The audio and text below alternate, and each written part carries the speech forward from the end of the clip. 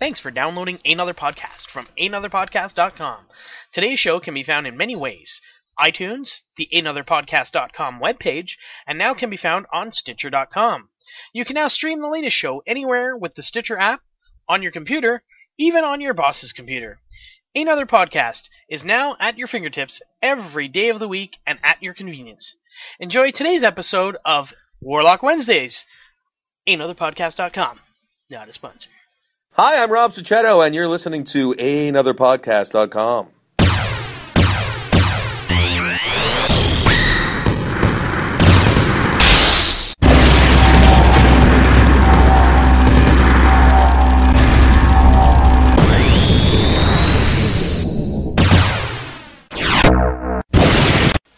Hello and welcome to another Warlock Wednesday. It is the Warlock Hour with Rayzor, and I've got a pretty decent show for you this week, as I've got some E3 news. For those of you that don't know, that's the Electronics Expo, where they announce all the cool new stuff coming up in the next year or so. Specifically, new systems, new games, but we'll get to that later. As always, we're going to start the show off with the comic book releases for the week. So let's take a look at the DC comic book releases for this week. Batgirl number 21, Batman number 21, Katana number 5, Smallville season 11 number 14, Suicide Squad number 21, and the much anticipated Superman Unchained number 1. These are the comic books that look interesting for this week from DC. This one's a bit bigger a week than the last couple, which have been light weeks, but that's okay. You know what? I'm okay with it, and the comics are okay with it. So moving on to the Marvel Universe, and the Marvel Universe this week has Deadpool number 11 coming out, Savage Wolverine number 6, Wolverine number 4, Guardians of the Galaxy number 3, and Thor, God of Thunder number 9. Those are the Marvel releases, so let's get to the independents. The independents this week from Dark Horse Comics, we have Buffy the Vampire Slayer Season 9 number 22, also from Dark Horse Comics, Star Wars number 6. Moving on to Dynamite Entertainment, Grimm number 2, based off the popular television show Grimm, not a sponsor. And this comic book looks interesting. I have not picked it up. I haven't checked it out personally, but it does look like they've done some good stories, and judging by the TV show, there's lots of stories out there that can be done with this character. Moving on to Image Comics, Walking Dead number 111. For all you Walking Dead fans out there, of course, with the seasons being off the air, you have to resort to the comics where it first started. So book number 111 for Walking Dead this week. So that's your comic book releases for the week of June 12th, and hope you enjoy your reading.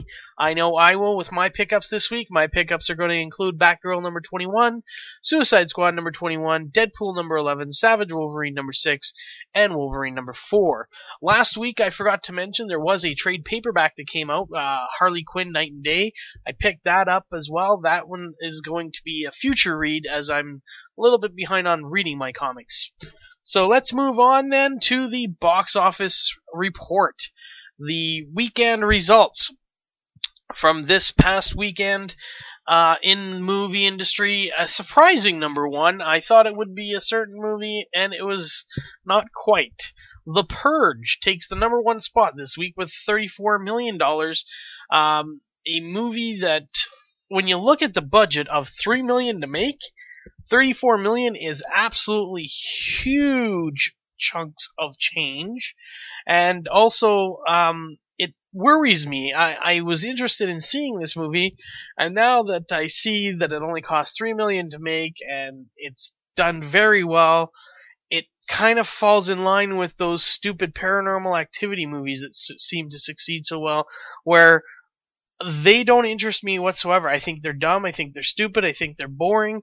I know other people out there will like them because they keep making them, and those people piss me off because it's a horrible franchise, and when I see stuff like this, it kind of makes me leery. I don't know anything about The Purge other than what it's about, and not sure if I want to see it, but I might. This, though, is huge for them because, of course, as we know, big movie coming out this coming weekend, but we'll get to that in a minute. Your previous 2 weeks, number 1 falls down to number 2 this week.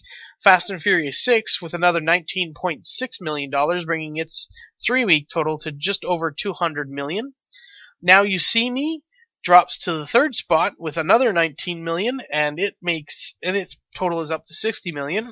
So it'll make its budget of 75, but you never know with the marketing. The marketing is always where the money gets spent that has almost cost as much as the movie. The Internship, a little bit of a poorer showing than I thought it would, finishing in 4th spot for its opening weekend at $17.3 million. Epic holds on to the 5th spot from last week, $11.8 million. Star Trek Into Darkness slips from 4 to 6 with $11.4 million. After Earth keeps plummeting, and it is down to 7th with $10.7 million, bringing its 2-week total to $46.1 million of the 130, and after marketing probably closer to 150, 175 range $million to make, and only $46.1 million made so far. Huge flop for Will Smith there, who hasn't had a horrible movie like this since 1998's Enemy at the Gates. So I believe that was what it was called, or Enemy of the State. That's what it's called. Sorry, Enemy of the State. That's how bad it's. That's how long it's been since Will Smith has had such a horrible movie opening. And I mean, part of it has to go to Shamalama Ding Dong, or M. Night Shyamalan. I can't even say his name, but Shamalama Ding Dong. I think he played a factor, and the fact that 90% of the movie, Will Smith's character is locked in a vessel and injured and really not in the movie. The whole movie is really Jaden Smith, and proof positive, nobody wants to see Jaden Smith. Moving on, Hangover Part 3 drops to the 8th spot with another $7.3 million, bringing its 4-week total up to $102 million. Iron Man 3 drops to 9th with another $5.7 million, and is now sitting $6 million shy of the $400 million mark. Probably within the next couple of weeks it'll reach that, maybe 2 to 3 weeks. Great Gatsby rounds out your top 10 with $4.2 million, and that is it for the top 10 this week. Of course, most of you know, anybody who's been paying attention knows that this coming week is the release of Man of Steel, the Superman movie that hopefully will correct everything that was wrong with the Brandon Routh Superman Returns movie. This movie is something that DC and Warner Brothers needs to succeed. I have news on that in just a minute. Actually, you know what? I'll bring it right now, and just gonna check and see where I can put it. There it is. I want to say Marvel, but it's Warner Brothers has already announced that they are fast-tracking a sequel to Man of Steel. The movie has not hit theaters yet, and they're already putting into production the sequel. Warner Brothers has already set a sequel on the fast track to the big screen. Zack Snyder will return as the director, and David Goyer will be back as the screenwriter, but they're unsure of Christopher Nolan. Christopher Nolan has not agreed to be the producer of the film, as he is with the one that it will be opening this weekend. He said he may step aside to focus on other projects. So Warner Brothers has already announced a sequel for Man of Steel. So they're banking on this movie making a ton of money, and Warner Brothers needs it because Warner Brothers is failing miserably when it comes to the movie market right now. Their successes far, far fewer than their failures, and their competition, which is Marvel, I got it right this time, is kicking their ass right now, and that's how it stands right now. And I mean, Joss Whedon, and it's funny, Joss Whedon initially pitched a movie to Warner Brothers called Wonder Woman, and wrote a wonderful script. We all know Joss Whedon has done great work with powerful, strong female leads. I mean, you think of Buffy, you think of Dollhouse, you even think of Zoe in Firefly. He's definitely worked with strong female leads in the past. Why wouldn't you let this guy do it? They said no. He took his talents to Marvel / Disney and has made the greatest comic book movie of all time in the Avengers, is producing or executive producing all of Phase 2, which means he is part of the credits for Iron Man 3, which is the 5th highest grossing movie of all time, putting 2 Marvel movies in the top 5. So DC and Warner Brothers need Man of Steel to succeed, and they're banking on it by fast-tracking a sequel. Moving on to other Warner Brothers news, they are passing on a sequel for Dumb and Dumber. As we know, Dumb and Dumber was greenlit a while ago to have a script written, and Jim Carrey and Jeff Daniels were going to return as Lloyd and Harry. And the proposed sequel was going to be called Dumb and Dumber 2, and 2 spelled T-O. They were going to basically, it was going to be taking place 20 years after the original, and they were going to be tracking down one of their children. This has been shot down by Warner Brothers. However, it's not impossible that this comedy or script could end up somewhere else. However, right now, Warner Brothers has said, no, we're not doing it, we're passing on it, it's done with. So, Marvel news, the Avengers 2, it looks like they're talking to Aaron Taylor Johnson for Quicksilver. If that name sounds familiar, that's because he is the star of Kick-Ass, Savages, and of course the upcoming summer release of Kick-Ass 2. He played Kick-Ass in the movie, and he is the targeted, he's in talks to possibly play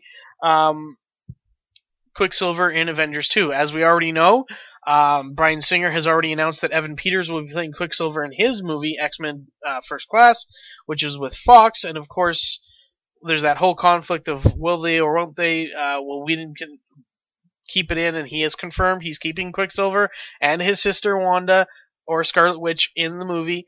I really think, I said this before, I think Bryan Singer was being a dick. I think Fox is being a total dick in bringing in Quicksilver. He has nothing to do with the Days of Future Past storyline. It's just crazy. It's stupid, and it's a dick move. They didn't need to bring them in on this particular movie. Perhaps a third one down the line would have been okay, but this one just made absolutely no sense other than being complete and total dicks. Casting news, Christoph Waltz is to headline True Crimes. True Crimes is being is a project that will dramatize David Grann's Letter from Poland article, which ran in the New Yorker in 2008. This is a case which led to the conviction of Polish writer Christian Bala, who which was reopened after going cold by an officer named Jacek, and I'm not even going to pronounce that last name. Bala, who had not previously been a suspect, became a person of interest after a murder in his latest novel bore surprising similarities to the actual case. Waltz will be working with, well, they're not sure who the director is, but the suggestion is that it is going to be Roman Polanski, so could be an interesting team up there. Other casting news, Divergent has cast Theo James as 4. I'm not sure. I haven't read the books, but Theo James, who is known for, I believe, I'm trying to figure out where he's from. Can't find it. Anyways, he's being joined by a huge cast.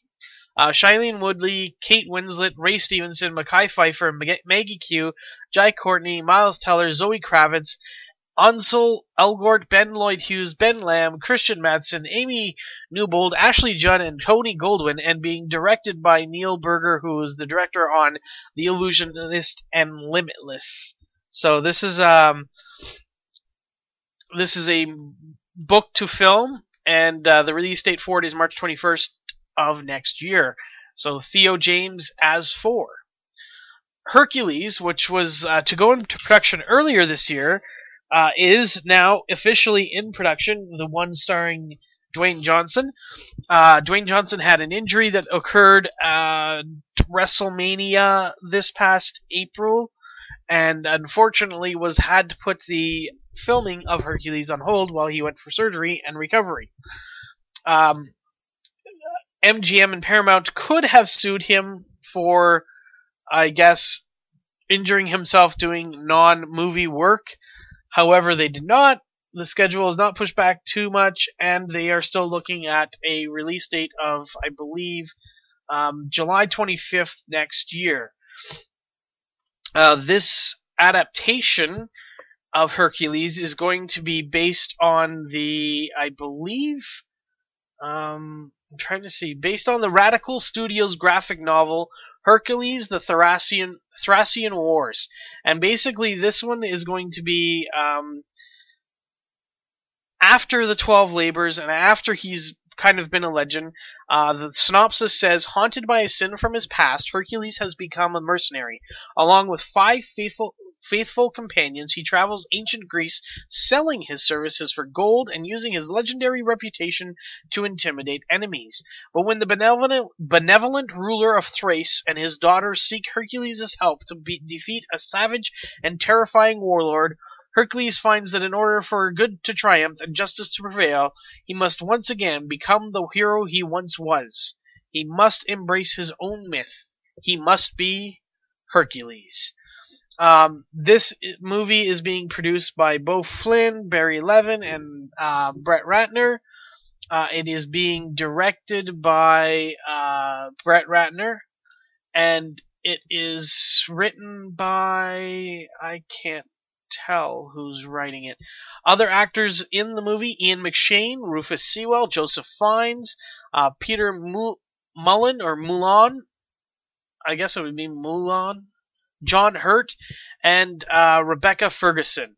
So that is your cast. There's others to be announced, I'm sure, or maybe not, but that is the cast it is right now. Speaking of Jim Carrey from a little bit earlier, he is being joined by Owen Wilson in a movie that was formerly titled Loomis Fargo, and this is inspired by true events. It tells the story of a disgruntled bank employee who is ready to take a chance and risk it all for love, money, and a life he's only dreamed of. Teaming up with his work crush, they conspire to rob the financial institution.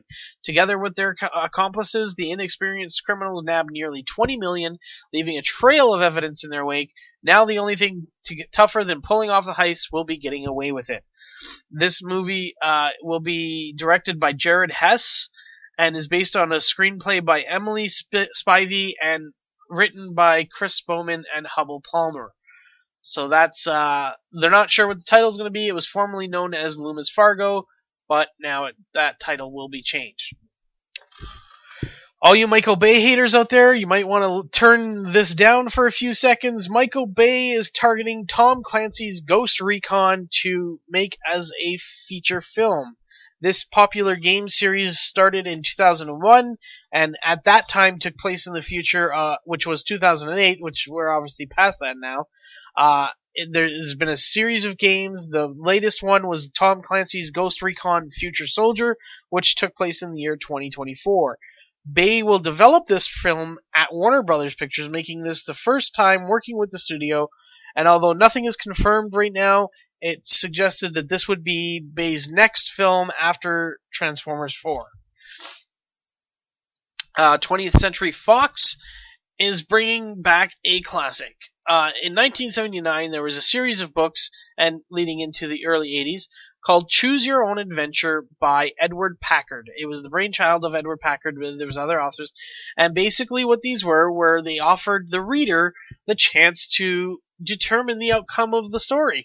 At the bottom of the page, you would make a choice, and it would tell you to flip to a certain page. And you could have so many different outcomes of one book. It was just, I enjoyed them. They were fun reads.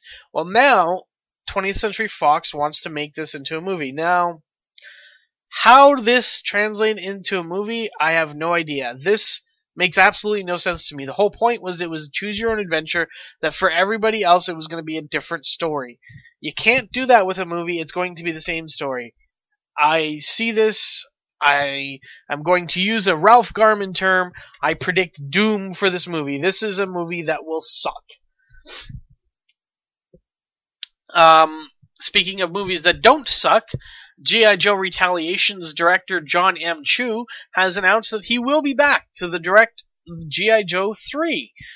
So far, G.I. Joe Retaliation has grossed $365 million worldwide, and of course that means we have to have a third one. Also, Chu is slated to helm the Sony Pictures proposed reboot of Masters of the Universe, or He-Man, as I would like it to be called. Frank Marshall, the famous producer of such films as Raiders of the Lost Ark, Back to the Future, Sixth Sense, and of course the currently on hold possible reboot Jurassic Park movie, he has signed on to help to produce Ubisoft's Assassin's Creed movie. This movie is not slated to hit theaters till May 22nd, 2015, and it will star Michael Fassbender as the assassin. Over at Paramount, they are looking to acquire the rights to the Terminator franchise. It appears that the Terminator franchise will be moving on. There is a movie in the works currently right now, and Paramount Pictures is looking to be the new home of the Terminator, and Annapurna and Skydance are negotiating with the studio team in the next entry of the blockbuster franchise, which, of course, Arnold Schwarzenegger himself has recently confirmed that he intends to be involved with. And that, folks, is the movie news. So let's get on to some other entertainment news, that being television. A UK comedy series that I absolutely love called The IT Crowd had 4 wonderful seasons, or series as it's called in the UK, completed and in the books, and it's wonderful. Like, they're rewatchable, they're funny, it's hilarious.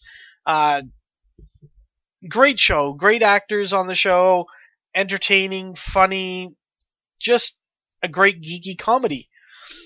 Well, they were supposed to try and do a 5th season. There was no real conclusion to the 4th season, and this ended in 2010, so it's been 3 years now since the series ended. The 5th season got scrapped due to conflicts with other work. The stars Richard Ayoade, I can't say his last name, Ayoade, and Chris O'Dowd had movie roles. Catherine Parkinson, who played the Jen Barber character, she was pregnant. It wasn't ever right. There was always something else going on.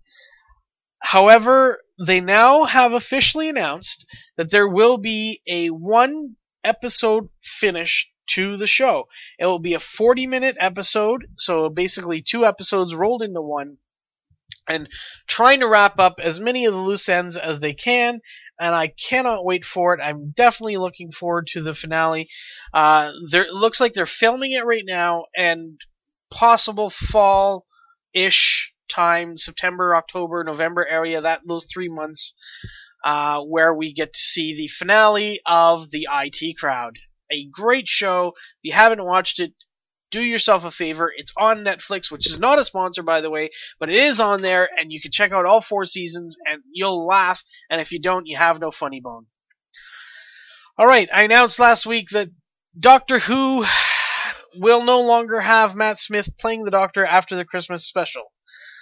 That sparked rumors and gossip and fighting and all kinds of wibbly-wobbly, timey-wimey stuff.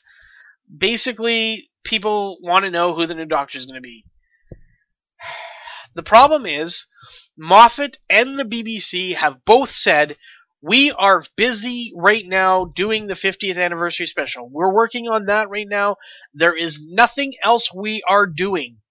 So cast speculations, rumors, and conjecture are just that. They're rumors. Take everything with 100 grains of salt, because it is more than likely not confirmed, because there is no casting going on.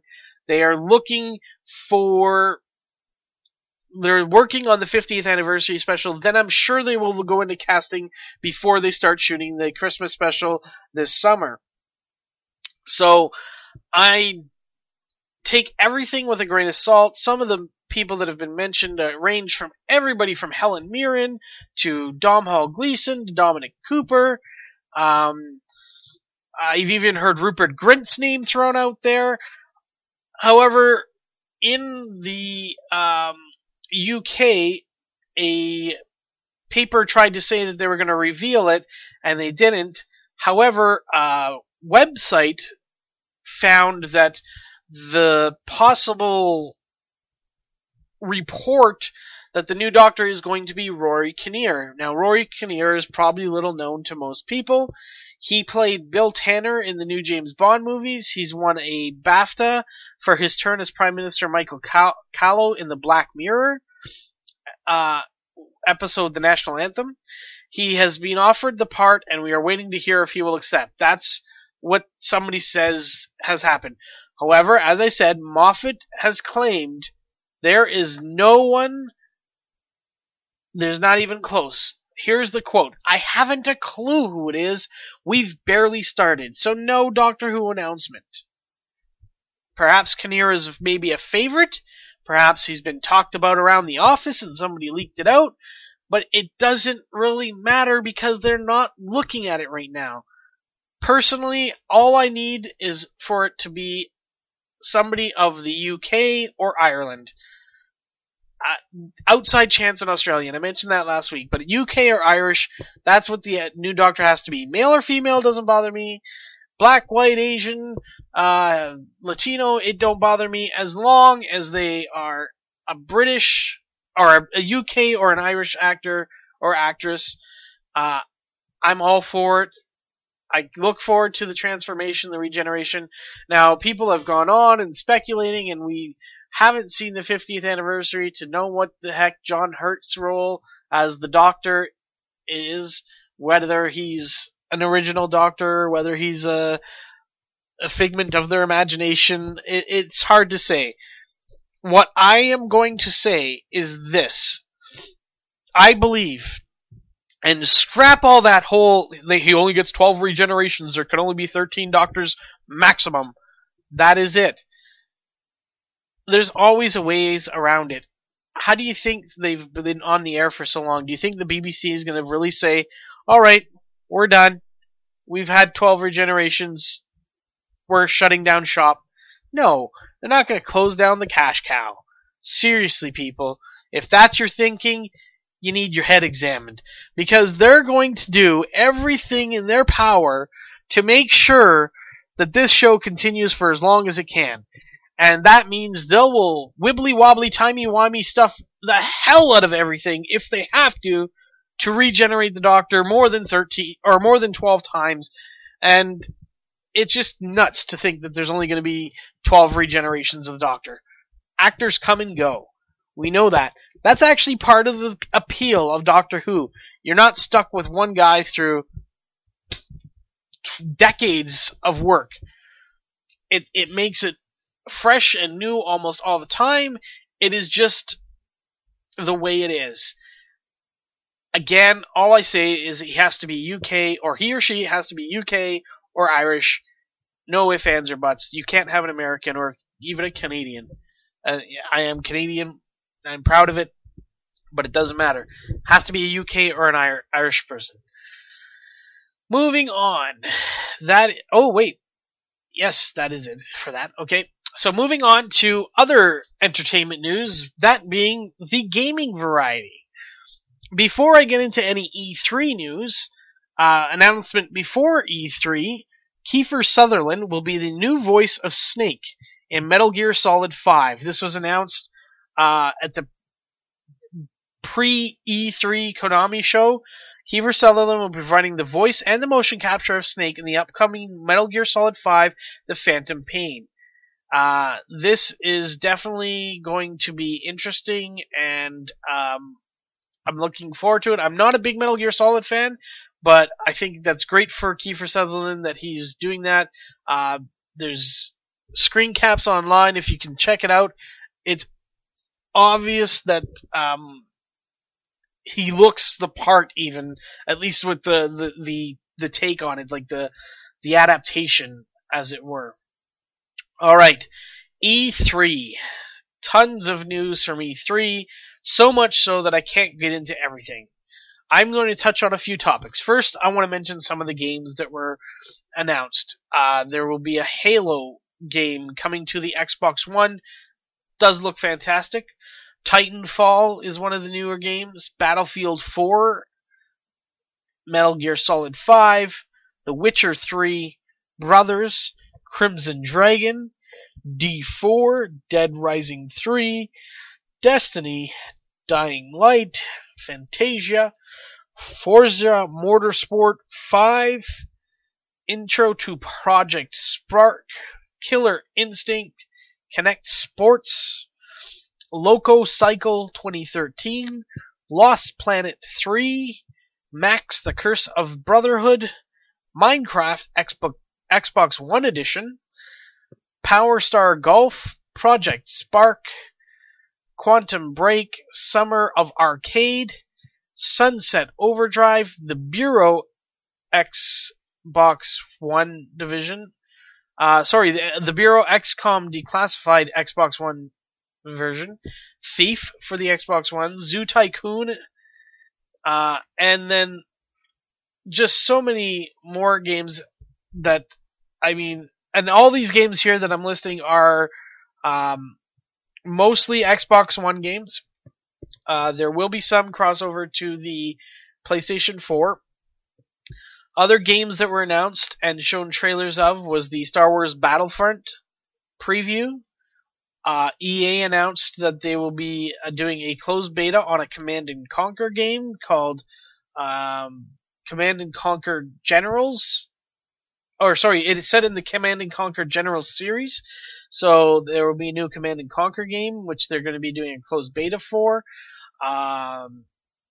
Other games that were announced, Kingdom Hearts 3, Final Fantasy 15. There's so many. I think I said Witcher already, yeah. Bayonetta 2, Super Mario 3D World, Mario Kart 8. So, there's so many great games. The reason why I'm not getting so much into the games, I'm going to put some links down below if you want to check out the E3. The best place I found, and not a sponsor again, GameSpot for this has been really well. Also, ComingSoon.net has been really good at providing videos and updates of what's going on at E3, which is still going on as I record this. So there's going to be other announcements that's going to be missed. But I want to get to the Xbox One versus PlayStation 4. And Xbox users, you just got kicked in the balls. Well, maybe you don't have balls. Xbox users just got sucker punched because everything that's wrong with the Xbox is right with the PS4. PlayStation 4 is a gaming console, pure and simple, a real, true gaming console. The Xbox One, everything they talked about, with the few exception of the game announcements, is that it's a multimedia device. It's for watching videos online, it's for watching Netflix, it's for watching television. In the States, there's Hulu. That was 90% of their presentation. It's all about watching things and watching things. And here's the kicker. They now have Blu-ray on the Xbox One. One of the things that I said I really loved my PlayStation 3 about was that it was Blu-ray. Well, if I'm not mistaken, and I'm going to do a little search as I'm talking, if I am not mistaken, Blu-ray is owned by Sony. And, because if I'm not mistaken, high definition discs was the competition. And Blu-ray was owned by Sony, the company that invented Blu-ray, and won the war. But, I'm just trying to find it out.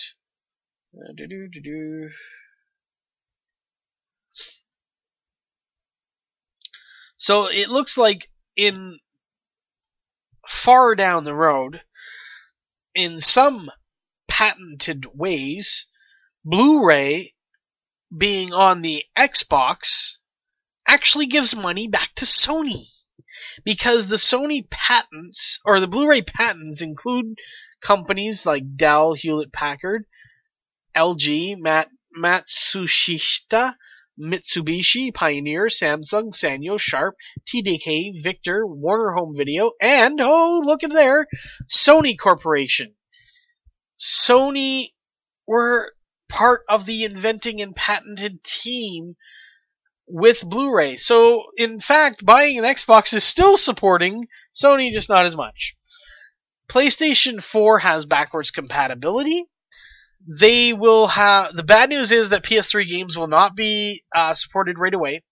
However, through the magic of Gaikai, or Gaikai, I'm not sure how to pronounce it. It's Gaikai, Gaikai, which is using cloud technology and is definitely was recently purchased by the Sony Entertainment Corporation. All PS1, PlayStation 2, and PlayStation Vita games will be playable.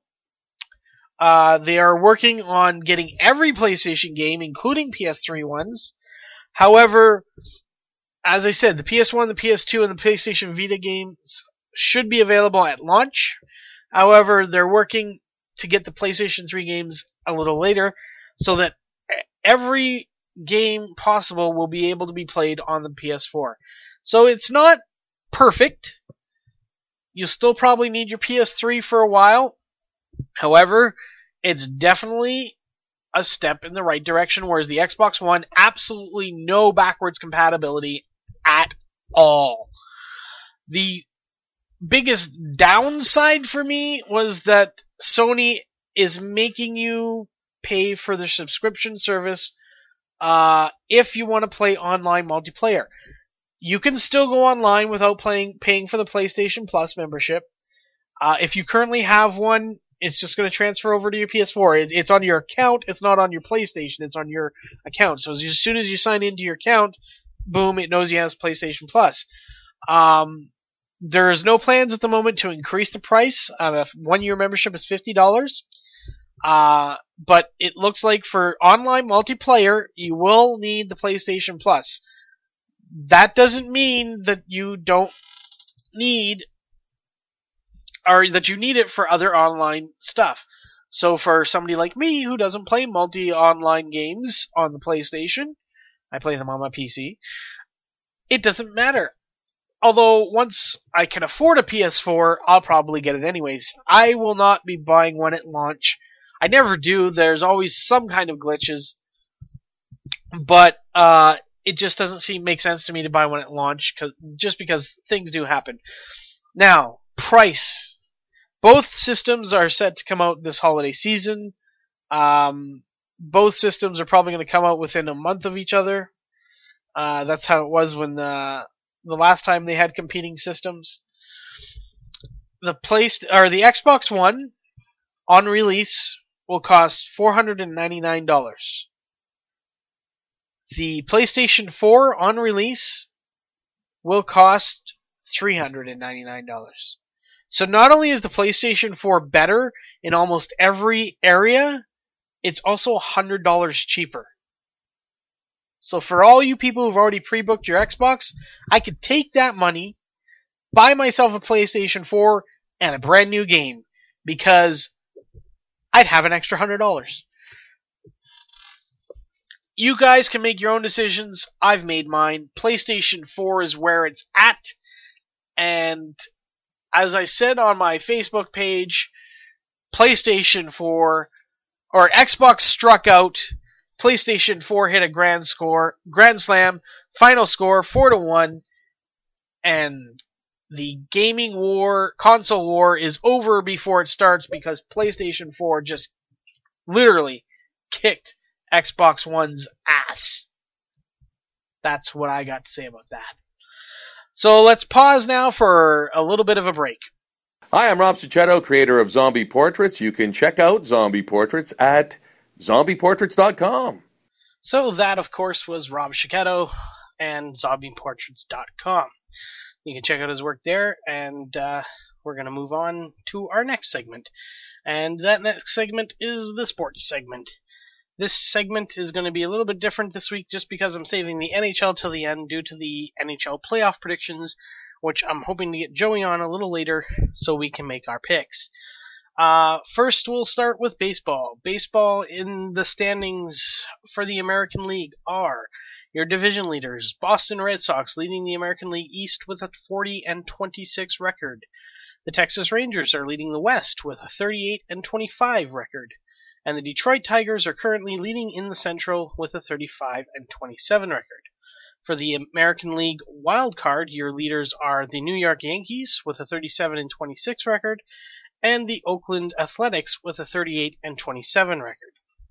Moving over to the National League, your division leaders are the St. Louis Cardinals in the Central Division with a 42-22 record, the Atlanta Braves in the East with a 39-25 record, and the Arizona Diamondbacks in the West with a 36-28 record.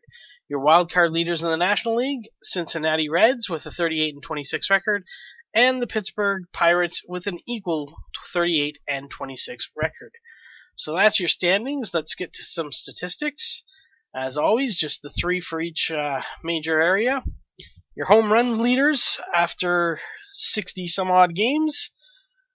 Chris Davis with 20. He's of the Orioles, by the way. Dominic Brown of the Phillies with 19. Miguel Cabrera of the Tigers with 18. And Edwin Encarnacion and Carlos Gonzalez. Edwin of the Jays, Carlos of the Rockies, each with 17. Your RBI leaders. Miguel Cabrera with 69 RBIs from the Detroit Tigers. Paul Goldschmidt of the Diamondbacks got 12 RBIs this week to jump up with 59 RBIs. Chris Davis of the Orioles and Brandon Phillips of the Reds, each with 52 RBIs, and then Edwin Encarnacion of the Jays, Prince Fielder of the Brewers, and Troy Tulowitzki of the Rockies, each with 51 RBIs. Your stolen bases leaders, Everett Cabrera of the Padres with 29 stolen bases, 6 stolen this week alone. Jacoby Ellsbury of the Red Sox with 26 stolen bases and 5 stolen bases for him this week alone. Nate McLelth with 22, and he's of the Orioles. Jean Segura of the Brewers with 17. Also Sterling Marte of the Pirates and Juan Pierre of the Marlins, also with 17. Over onto the pitching side of things, we have a 4-way tie for first. Patrick Corbin, who's been sitting on 9 wins, still up there. Adam Wainwright of the Cardinals, Patrick Corbin of the Diamondbacks. Adam Wainwright of the Cardinals, Clay Buchholz of the Red Sox, and Jordan Zimmerman of the Nationals all also have 9 wins. And then there are 7 others tied at 8. I'm not going to go through them all, but that's where we're sitting with the pitching wins. We have not much separation just yet. As the season continues to grow, we will see more. Your strikeout leaders, Yu Darvish still leading the way for the Texas Rangers with 118. Felix Hernandez of the Mariners has 102. Max Scherzer of the Tigers has 100 strikeouts. AJ Burnett right behind him with 99 strikeouts, and he's of the Pirates. And then Jeff Samardzija of the Cubs and Anibal Sanchez of the Tigers, each with 98 strikeouts. Your saves leaders, Jason Grilli, a perfect 23 for 23, has 23 saves. Catching up this week, though, was Mariano Rivera of the Yankees with 23 saves, and Jason Grilli, is of the Pirates. Jim Johnson of the Orioles has 22 saves. Joe Nathan of the Rangers with 20 saves, and Addison Reed rounding out the top 5 of the White Sox with 19 saves. So those are your baseball statistics and standings for this week. Going to move on to the WWE. As always, when it's pay-per-view time, I try to get the predictions in. Usually I forget and have to either put an amendment in or do something else, but I actually remembered this week, mostly because I just finished watching WWE Monday Night Raw. So your matchups that are set so far, I don't think there's going to be much change between now and the end. In the pre-show, which I'm very upset about because he's one of my favorite wrestlers, but Sheamus will be taking on Damien Sandow. I expect a bro kick and a win for Sheamus. The Divas Championship will be on the line as Caitlyn defends against AJ Lee, and I can actually see AJ Lee winning the gold here. So I'm picking AJ, and this will be the bathroom break match. As long as it's not the first match of the night, but we never know the order We just given the matches. The only thing we know for sure is that Sheamus and Damien Sandow will be fighting on the pre-show. The United States Championship will be on the line. Dean Ambrose will be defending against Kane. Dean Ambrose of the Shield.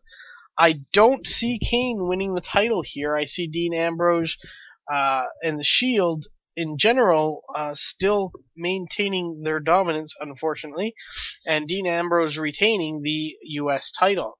The IC title will also be on the line as Wade Barrett takes on The Miz and Curtis Axel in a triple threat match. Now, the key ingredient here is Curtis Axel is also managed by the Walrus Paul Heyman. He's not really a walrus, but, that's the nickname he's had since John Cena started talking about him. And who called him the Walrus first? Was it Jericho? Might have been Jericho. Somebody called him the Walrus, and I don't know who. I'm pretty sure it was John Cena, though. It might have been his. Not too sure, but he's had the nickname the Walrus for a little while now, and he could be the wild card in this match. With the triple threat rules, the champion does not have to be pinned to lose the title. Curtis Axel could easily pin The Miz. Well, not easily, but he could pin The Miz and walk away as the champion. In this Intercontinental Championship match, I'm predicting Curtis Axel will be our new Intercontinental Champion. Sadly, I want The Miz to win. I'm rooting for The Miz, but I can see Curtis Axel walking away as the champion. The WWE Tag Team titles will be on the line as Shield members Seth Rollins and Roman Reigns defend against Randy Orton and Daniel Bryan. Odd pairing for Randy and Daniel. However, I do not see them winning. As I said, I believe the Shield walks away clean again this month, and will retain the WWE Tag Team titles, as well as earlier Ambrose retaining the US title. And the Shield will still have gold after Payback is all said and done. One of the key matches that I'm looking forward to, one of my favorite wrestlers of all time in Chris Jericho, will be taking on CM Punk. CM Punk returning after a little bit of a layoff since his match at WrestleMania with The Undertaker, where he lost and was not able to end the streak. He's had some much needed rest and recuperation to get healthy, and he's returning in Chicago, in his hometown, which means I'm predicting a second win in a row for Mr. Jericho. Jericho will win his second pay-per-view in a row as he defeats CM Punk in CM Punk's return in CM Punk's hometown. World Heavyweight title will be on the line as Dolph Ziggler returns to action and defends against Alberto Del Rio. Last month, Ziggler was concussed and unable to compete due to the concussion. It was a medical thing. He's just finally returned to being able to be on WWE programming. He has all medical clearances that he needs to wrestle, and we'll just have to wait and see how things go from there. I'm predicting in this one, Ziggler retaining. I don't see a Del Rio winning the title. Ziggler really hasn't had a championship run because of the injury. Depending on the severity of things, depending on how medical cleared, he is medically cleared, but depending on, does he need more time? Will they give Del Rio the title? I doubt it. I do see Ziggler retaining the World Heavyweight title in this matchup. Speaking of the WWE title, though, John Cena defends the WWE Championship against Ryback in a 3 stages of hell match, where the first stage will be a lumberjack match. The second stage will be a oh goodness me, I know what the third stage is, but now I have to look and figure out what that second stage is. Tables match, that's what it is. So the second stage is a tables match, and the third stage, if it's tied at 1, which 9 times out of 10 it is, I'd say even 99 times out of 100 it is, so 99% of the time it's tied at 1, so we get to see that third match, will be an ambulance match. So my prediction is, I predict that John Cena will lose the lumberjack match, win the tables match, and then retain the title by winning the ambulance match. That is my prediction. That's how I'm going to call it. I see John Cena keeping the title and heading into Money in the Bank pay-per-view in July, still being the champion. So that is it for the WWE predictions, and we are now going to move on to the NHL. Now, before we get to Joey and predictions, I'm going to go through some statistics and a couple of words, and then we'll ring Joey up, we'll get him on the line, and we'll do our predictions. So, statistics after all 3 rounds, because the Stanley Cup Finals are set, folks. Round 3 is over, which is why we are doing predictions today. And the conference championship winners are the Chicago Blackhawks, who defeated the Los Angeles Kings in 5 games to book their ticket to the Stanley Cup Final. And the Boston Bruins, who swept away the Pittsburgh Penguins, which made me so very happy to see Sidney Crybaby Crosby leaving the playoffs and not scoring a single point in 4 games in that sweep. Nor did Malkin, by the way, of the Pittsburgh Penguins. So the Boston Bruins and the Chicago Blackhawks is the finals for the Stanley Cup this year. And your statistics. Your points leader, David Krejci of the Boston Bruins with 21. Chris Letang leads assists with 13. Goals is also led by David Krejci with 9. Your plus-minus leader is Nathan Horton of the Boston Bruins with 21. Your goals against average leader, now here's something that's interesting. Your goals against average leader is Corey Crawford of the Chicago Blackhawks with a 1.74 goals against average. His opponent is second on that list of the Boston Bruins, Tuukka Rask, with a 1.75 goals against average. So a .01 difference. Save percentage, however, there's a little bit more of a gap. Tuukka Rask is leading the way with a .943 save percentage, or 94.3%. Corey Crawford is 93.5%, or a .935 save percentage. So that's interesting there. Your wins leaders are obviously going to be the 2 goalies who are in the finals, each with 12 wins, Corey Crawford and Tuukka Rask. Your shutout leader is Jonathan Quick of the Kings, who finished his run in this playoffs with 3. Tuukka Rask has 2 going into the final, and Corey Crawford has 1. So those are some statistics. Some notes from Jaromir Jagr. He is returning to the Stanley Cup Final 21 years after his last Stanley Cup Final.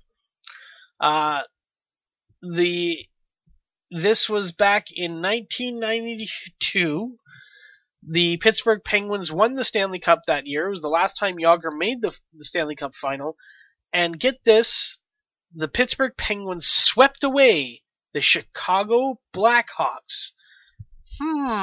He's now back as a member of the Bruins, looking to win a, believe, 3rd Stanley Cup. I believe he's won 2 in Pittsburgh.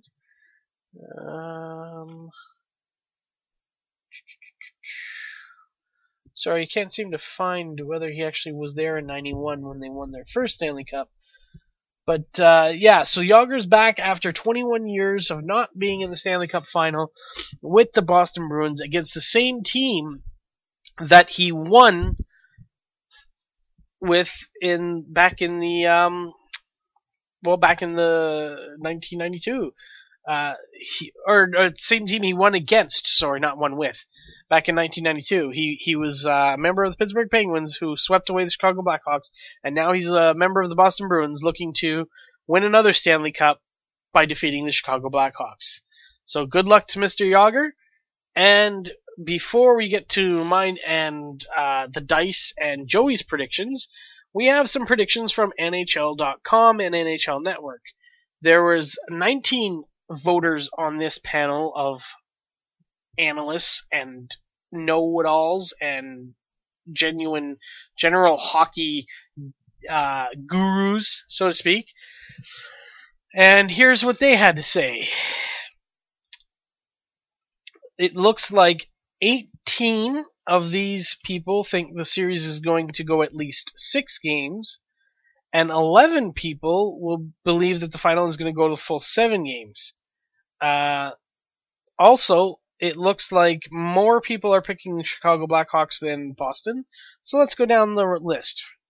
Dan Rosen, who is a senior writer at NHL.com, has predicted Chicago will win in 6 games. Corey Mazisek predicts Chicago will win in 5. Tal Pinjevsky predicts Chicago will win in 7. Adam Kimmelman predicts Chicago will win in 7. John Kreiser, Chicago in 7. Arpon Basu, Chicago in 7. Mike Moriali, Chicago in 7. EJ Hradek, Hradek, Chicago in 7. Jamie McLennan, Chicago in 7. Neil Smith, Chicago in 7. Craig Button, Chicago in 6. And Kelly Chase, Chicago in 6. For the Bruins, Sean Rourke picked Boston in 6. Brian Compton picked Boston in 6. Billy Jaffe, Boston in 7. Kevin Weeks, Boston in 7. Mike Johnson, Boston in 6. Barry Melrose, Boston in 7. And Catherine Tappan, Boston in 6.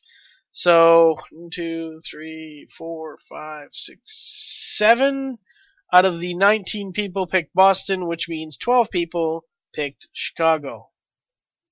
Not split, but definitely close. Closer than I thought it would be. I thought Chicago would dominate most of people's predictions, but you cannot deny what Boston did to Pittsburgh, and we're going to get into that in just a little bit when we talk to Joey. So let's take another little break here, and we'll get back with some predictions with Joey. Hi, I'm Rob Succhetto, and you're listening to Ehnotherpodcast.com. Well, folks, sadly, time differences between Australia and Canada are too great. We can't get Joey's predictions live. I do know who he's rooting for, or who he's picking to win the Stanley Cup. I can't tell you how many games, but we'll get right to the playoff predictions for the finals. So let's see how the Dice did in round number 3. In the conference finals, they picked the Bruins in 7 and the Kings in 7. Well, the Bruins won in 4, so they got the Bruins right, and the Blackhawks won in 5, so they got the Kings wrong. So 1 for 2 for the Dice. An overall record of 7 and 7, so 50% for the Dice. And for the Stanley Cup Finals, the Dice have chosen the Bruins to sweep the Blackhawks in the Stanley Cup Finals. Don't know if the Dice are going to finish above 500 with a pick like that, but the Bruins can still win. They just definitely won't be sweeping, so no bonus points. Let's see how Joey did in the third round. Joey's picks in the third round were the Bruins and the Blackhawks. Guess what, folks? The Bruins and the Blackhawks won. Unfortunately, no bonus points for Joey either, because we both picked actually 7-game series, and neither of them went 7 games. So Joey went in 2 for 2 in the conference finals, bringing his total record 11-3. That's 11 out of 14, folks. That's a huge percentage. I'm just gonna quickly figure that out. 11. Let's clear that up. 11 divided by 14 is 78.5% prediction rate for Joey in these playoffs. And we stated this at the beginning, the very, very beginning. His pick for the finals is the Blackhawks. I'm not going to say a game number. I'm guessing he probably would have said Blackhawks in 6 or 7, just from the 2 teams that are in there. That's what I'm guessing that he would have picked. I'm not sure the number for sure, but definitely he's picking the Blackhawks. All right, and my predictions. My predictions for the round 3 conference finals, I had the Bruins in 7 and the Blackhawks in 7. As I said, we both picked the 7-game series, and we both picked the winners. 2 for 2 in the conference finals, so I went nicely there. But that bad, horrible first round for me, with only a 50% correct guessing or correct prediction rating, has me at a 9-5 record. No chance to catch Joey, because, well, no chance, because I'm going to pick the Bruins in 6. Now, I'm changing my pick from the beginning. I still think the Blackhawks can win. You know what? No. I'm not changing my pick. I said from the beginning the Blackhawks were going to win. I'm picking the Blackhawks to win, and I'm picking it in 7, so that it's a 7-game series. But I would not be shocked. I don't know. Actually, I'm shocked. I want to change my pick. I think that the way the Bruins are playing, the way the Blackhawks are playing, it's going to be a 7-game series. I could almost toss a coin to say who's win. I'm picking the Blackhawks, as I said, but it is just so hard to pick against the Bruins after decimating, destroying the Pittsburgh Penguins. Sidney Crosby, Evgeny Malkin, 0 points in that round. They were eliminated in 4 straight. They were outscored 12-2 in that round. I mean, Tuukka Rask was brilliant. It was a phenomenal series. For the Bruins anyways, and it just, they're so strong, and so are the Blackhawks. The Blackhawks won in 5 against the defending Stanley Cup champions. Quick was amazing, and still the Blackhawks won 4 games out of 5. It's just going to be too tough to call. I'm going with the Blackhawks in 7. I originally was going to pick it in 6, but I'm going to pick the Blackhawks in 7, and I even, for a while there, as you heard, I was going to pick the Bruins, but it's hard to go against the Blackhawks this year. They've been so good, but the Bruins showed that they can beat a top-tier team when they destroyed the Pittsburgh Penguins. So it would not shock me to be wrong on this prediction and have the Bruins win the Stanley Cup. Personally, I don't care who wins, but prediction-wise, I hope the Blackhawks do. I don't care who wins simply for the fact that as long as it's not Pittsburgh or Ottawa winning the Stanley Cup, I'm a happy man. I'd be an ecstatic, totally over-the-top, probably suffering from a heart attack man if the Leafs won the Cup ever. But as long as Ottawa and Pittsburgh don't win the Cup, I'm a happy man. I hate those teams. I hate Ottawa as a team more. I hate Sidney Crosby as a player and as a person more. So I don't want any of those teams to win. And when Crosby is either knocked unconscious and not allowed to play anymore, or he retires or something, maybe I'll give Pittsburgh another go around. Because I rooted for Pittsburgh in '91 and '92. As I told you earlier, Jaromir Jagr won a Stanley Cup with the Penguins. His last time in the Stanley Cup final was in '92 with the Pittsburgh Penguins. I was rooting for them in the finals that year, mostly because I had bets with my father, and won them, obviously. But it was right around that time where I was kind of defining what, for me, was my team. That it was just before that where I started to really pay attention more to the Maple Leafs. I always say that I became a Maple Leafs fan the day Doug Gilmour became a Toronto Maple Leaf. And that's true. That's when I started following the team a lot. Now, I didn't consider them my whole only favorite team because I liked other teams, and there was a certain player, one Wayne Gretzky, who was still playing at the time. He had just recently been traded to LA, which was heartbreaking as a Canadian to watch, but it was just so tough to pick teams in the playoffs. Once Toronto got eliminated those years, it was easy for me to choose the Pittsburgh Penguins because they had, to me, the second greatest player in the world, and that being Mario Lemieux, who's also Canadian. And in fact, I've said on numerous occasions that if Mario Lemieux had been able to play a full hockey career as Gretzky did, then quite possibly Mario Lemieux might have had better statistics and been considered a better overall player. But you know what? Injuries happened. His cancer came. The Hodgkin's disease. Hodgkin's lymphoma, I think it was. He was a phenomenal hockey player, and that's why it's hard for me to hate Pittsburgh because he's still there.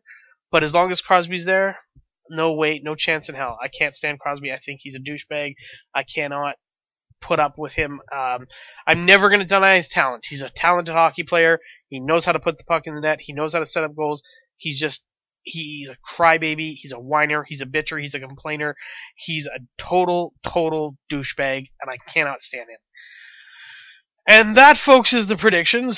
Smaller segment than I was hoping for. As I said, the time difference was just too great. I tried to get hold of Joey a couple of times. It just seems that at this point, with the time difference being the way it is, it's just too much to get him in into this prediction for this week. I guess for the finals. So no more predictions for the NHL. I'm sure we can get him back on the air at some point, maybe during football season. Baseball season is not as interesting, which means the sports section is going to get a little bit smaller, but that's okay. I'm sure those of my fans who don't really like the sports so much won't mind that the sports section gets smaller.